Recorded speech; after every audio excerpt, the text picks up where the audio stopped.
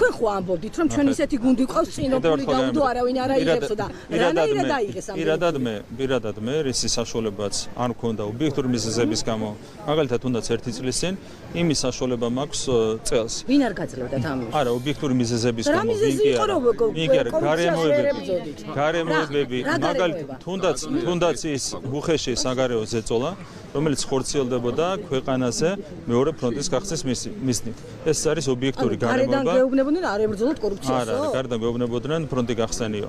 და ასე დროს როცა ამხელა ზეწოლას გადიხარ, როცა გაშანტაჟებენ მუდმივად იგივე კანდიდატის სტატუსით მოლაპარაკების გახსნის თემით და ეს შემდეგ, როდესაც ამხელა ზეწოლა სასაცილო თემაზე ვსაუბრობ. ბატონო, მართლა გეკითხებით, ეხა ჩვენ რა ვსაუბრობთ სასაცილოა, რომ ქვეყანაში 2 მილიარდი შავი ფული შეტრიალებს, რომ თავდაცვის ჩართვები მომწონს თემაზე მეცემ. აი, ღმერთმა სასაცილოდ გაგიხადოთ საქმე, მაგრამ მე მგონია ამ ქვეყანას სასაცილოდ არა.